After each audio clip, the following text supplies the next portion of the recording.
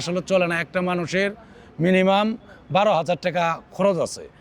বাংলাদেশের 30,000 টাকা বেতনে কি হয়? বর্তমানে কুয়েত আসতে একটা প্রবাসীর 8 থেকে 10 লক্ষ টাকা খরচ হতেছে, এর থেকে বেশি কিন্তু লাগতেছে। হ্যাঁ, এত টাকা খরচ করে কুয়েত না আসাই ভালো, আমি যেটা মনে করি।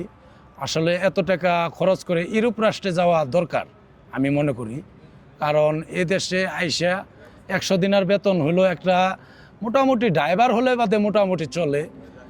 ড্রাইভার হলে মোটামুটি 100-150 দিনার বেতন আছে, তাতে মোটামুটি ড্রাইভাররা ভালোভাবে চলতে পারে। আসসালামু আলাইকুম। ওয়ালাইকুম আসসালাম ওয়া রাহমাতুল্লাহি ওয়া বারাকাতুহু। কেমন আছেন ভাই? আলহামদুলিল্লাহ ভাই, ভালোই। ভাই দেশের বাড়ি কোন জায়গা? দেশের বাড়ি ভাই মানিকগঞ্জ। মানিকগঞ্জ। কত বছর আগে কুয়েত আসছিলেন? কত টাকা খরচ করে আসছিলেন? ভাই আমি 1 বছর আগে আসছি, 8 লক্ষ টাকা খরচ করে আসছি। 8 লক্ষ টাকা খরচ করে আসছেন। আচ্ছা, বর্তমান কুয়েতের পরিস্থিতি কেমন, এই বিষয়ে একটু কথা বলবেন? বর্তমান কুয়েতের পরিস্থিতি খুব একটা ভালো না। মানে আপনার আকামা যে কোম্পানিতে আসবো ওই কোম্পানির ডিউটি ছাড়া অন্য কোনো কোম্পানিতে গেলে বাদে, ঠিক আছে, আর পার্ট টাইমে গেলে বাদে সমস্যা হয়। কারণ এই দেশের পুলিশ আইন কানুন অনেক কড়া, সরকার অনেক কড়া, মনে করেন যে ধরে বাংলাদেশ সফর করে দেয়। এটা কেন করতেছে? মানে অনেকে আমরা এয়ারপোর্টে দেখি যে তার কাগজপত্র সবই আছে, বৈধ, কিন্তু তারপরে এরা নাকি সফর করে দিতেছে। আপনার এই সরকার হলো যে কোম্পানিতে আসে ওই কোম্পানি ছাড়া অন্য কোম্পানিতে পার্ট টাইমে গেলে বাদেই ধরে আপনার আকামা নিয়ে আপনার দেশে সফর করে দেয়। আচ্ছা, আরেকটা বিষয় জানতে চাই, পার্ট টাইমে মানুষের মানে যাওয়ার উদ্দেশ্য কি? আমি কোম্পানিতে আসছি, কোম্পানিতে কাজ করে পার্ট টাইমে যাওয়ার উদ্দেশ্যটা কি? আসলে তো ভাই পার্ট টাইমটা হলো আপনার কিছু টাকা হলে বাদে নিজের মানে ফ্যামিলিগত মানে সব দিকে চলাফেরা মানে একটু হয়, ভালো হয়। এই কারণে হলো মানে পার্ট টাইমে যায় মানুষ। যে কোম্পানি থেকে ডিউটি করে, কোম্পানি থেকে বেতন কি কম? যে মানে যেহেতু আসলে কি ভাই, কোম্পানিতে তো ওরকম স্যালারি নাই, ঠিক আছে। কুয়েতে 75 দিনার বেতন, আপনার থাকা খাওয়া, খাওয়া কম, নিজের কম, থাকা কোম্পানির, ঠিক আছে। এভাবে তো আসলে চলে না। একটা মানুষের মিনিমাম 12,000 টাকা খরচ আছে। বাংলাদেশের 30,000 টাকা বেতনে কি হয়? কুয়েতে যে কোম্পানিতে মানে সর্বনিম্ন কত টাকা বেতন হলে একজন প্রবাসী সুন্দরভাবে চলতে পারে, খেতে পারে এবং দেশে পাঠাতে পারে? মিনিমাম 100 দিনার বেতন হলে 40,000 টাকা হলে বাদে মোটামুটি ফ্যামিলিগত নিয়ে মানে মোটামুটি চলা যাবে। মোটামুটি চলে যাবে। তাহলে এর বাইরে পার্ট টাইম মানে খোঁজার আর কোনো দরকার হয় না? না না না, তাহলে আর পার্ট টাইম করার দরকার নাই। আচ্ছা, তো 100 টাকার ভিতরে কি আবার খাওয়া খরচ আছে না এগুলা? না, খাওয়া খরচ হলো তারপরে মিনিমাম আপনার 10 একটু মানে মানে একটু খরচ কমের দিকে করে আপনার 30,000 টাকা বাড়িতে পাঠান যাবে। 10,000 টাকা খরচ করে 30,000 হ্যাঁ, টাকা 30,000 টাকা বাড়িতে পাঠান যাবে। তাহলে অন্তত পার্ট টাইমের জন্য এদিকে ওদিকে আর এদিকে খোঁজা এদিকে লাগে না, যেতে হবে না।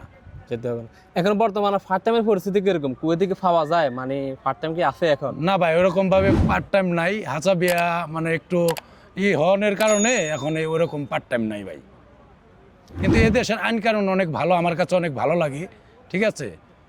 এদেশের আইন কানুন অনেক ভালো লাগে আমার কাছে। আমরা অনেকের কাছে শুনি দেশে নাকি আইন কারণে হাট করে ফেলছে, মানে পুলিশ নাকি মানুষকে অনেক করতেছে। আসলে এটা কিরকম? না ভাই, আসলে কি মনে করেন, আমি যদি অপরাধ করি আমার তো পুলিশ হাট নিবেই।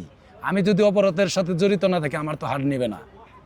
অবশ্যই আমি যদি লিগ্যাল থাকি আমাকে, হ্যাঁ, আমি যদি লিগ্যাল থাকি আমার তো কোনো প্রবলেম নাই। আর আমি যদি আনলিগ্যালে চলে আমাকে তো পুলিশ হেনাস্ত করবেই। অবশ্যই। বর্তমানে কুয়েত আসতে একটা প্রবাসীর 8 থেকে 10 লক্ষ টাকা খরচ হতেছে, এর থেকে বেশি কিন্তু লাগতেছে। হ্যাঁ, লাগতেছে। এই 10-12 লক্ষ টাকা খরচ করে আসার পরে কিন্তু মানুষের বিভিন্ন রকমের বিভিন্ন হয়রানির শিকার হতেছে। কেউ কারো কামা হতেছে না, কেউ আবার দেশে চলে যাইতেছে 10-12 লক্ষ টাকা খরচ করার পরেও। তো এত টাকা খরচ করে কুয়েত আসাটা কি ঠিক? আপনার মতামত কি বলে? আসলে এত টাকা খরচ করে কুয়েত না আসাই ভালো, আমি যেটা মনে করি। আসলে এত টাকা খরচ করে ইউরোপ রাষ্ট্রে যাওয়া দরকার আমি মনে করি। কারণ এ দেশে আইসা 100 দিনার বেতন হলো একটা, মোটামুটি ড্রাইভার হলে বাদে মোটামুটি চলে। ড্রাইভার হলে মোটামুটি 100-150 দিনার বেতন আছে, তাতে মোটামুটি ড্রাইভাররা ভালোভাবে চলতে পারে। আসলে আমরা তো আসলে 75 দিনার বেতন ওরকম চলতে পারি না, তারপরে মানে কষ্ট করে চলতে হয়, কিছু করার নাই, তো পরিস্থিতির শিকার। আবার বেশিরভাগ আমরা বাংলাদেশিরা কিন্তু বেশিরভাগ ক্লিনের কাজে চলে আসি, কিন্তু আমরা অন্য অন্য দেশে যারা আসে তারা কিন্তু বিভিন্ন কাজকর্ম শিখে আসে। এই জন্য তারা ভালো একটা অবস্থানে থাকে, বেতনে ভালো পায়। কিন্তু আমরাই কিন্তু বেশিরভাগ এই যে 75 টাকা বেতন কোম্পানির বিষয়গুলো আমরা বেশি আসি। হ্যাঁ হ্যাঁ এই বিষয়ে কি বলার আছে আপনার? আসলে কি ভাই, প্রবাস জীবনটা প্রবাসে যেই আসুক, আমি মনে করি ভাই হাতের কাজ যাইনে আসা দরকার। হাতের কাজ যাইনে আসলে মনে করেন যে সব দিকে দাম আছে, কোম্পানির কাছেও দাম আছে, আপনার মনে করেন যে এ দেশে মনে করেন স্যালারিও ভালো পাবে, সব দিকে আর কি উত্তম। মানে হাতে যে কোনো আপনার যে কোনো কাজ, ইলেকট্রিশিয়ানের কাজ, যে কোনো কাজ শিখে আসলে এটা হলো ভালো। কাজ এক জায়গায় না এক জায়গায় আপনার কাজ হবেই, হ্যাঁ কাজ হবে, কম বেশি বেতন আস্তে আস্তে বাড়বে। হ্যাঁ বেতন বাড়বে, হাতের কাজ জানা থাকলে একটু বেতন ভালো। তো দেশ থেকে যারা নতুন আসতে চায় তাদেরকে কি পরামর্শ দেওয়ার? আমি মনে করি তারা একটা হাতের কাজ জাইনে আসা দরকার। যে কোনো হাতের কাজ জাইনে আসলে এই দেশে মনে করেন যে ভালো ফেভারিটি পাবে, মানে ভালো একটা জায়গায় থাকতে হ্যাঁ পারবে ভালো তারা। একটা পজিশনে থাকতে পারবে। আর কিছু কথার আছে? না ধন্যবাদ, আসসালামু আলাইকুম, ধন্যবাদ সকলকে। ওয়ালাইকুম আসসালাম, আসসালামু আলাইকুম, ভালো থাকবেন। আপনারা কিছু বলবেন? না ভাই, আপনি কিছু বলবেন?